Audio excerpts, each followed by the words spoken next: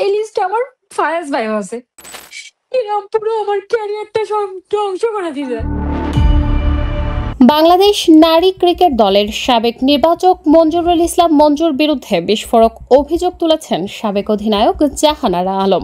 তার করা যৌন নিপীড়ন ও মানসিক নির্যাতনের অভিযোগ ভিত্তিহীন বলে দাবি করেছেন মঞ্জুরুল ইসলাম মঞ্জু। বর্তমানে চীনে অবস্থানরত মঞ্জুরুল বার্তা সংস্থা এএফপিকে বলেন, সব মিথ্যা, আপনি দলের অন্য মেয়েদের জিজ্ঞাসা করে দেখতে পারেন।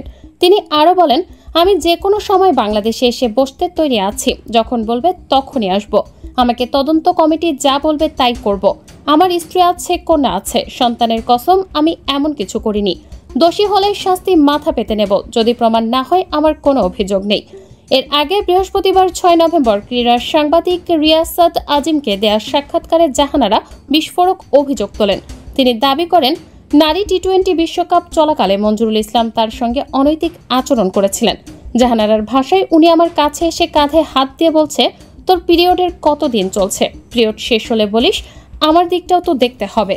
সাবেক অধিনায়িকা আরও জানান, বিষয়টি একাধিকবার বাংলাদেশ ক্রিকেট বোর্ডের নারী উইংয়ের প্রধান শফিউল আলম নাদেল সহ কর্তৃপক্ষকে জানিয়েছিলেন, তবে কোনো কার্যকর ব্যবস্থা নেওয়া হয়নি।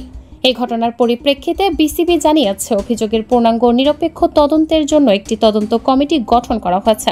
শুক্রবার 7 নভেম্বর এক বিজ্ঞপ্তিতে সংস্থাটি জানায়, বাংলাদেশ নারী ক্রিকেট দলের সাবেক এক সদস্যের পক্ষ থেকে গণমাধ্যমে প্রকাশিত অভিযোগ বিসিবি গভীরভাবে লক্ষ্য করেছে।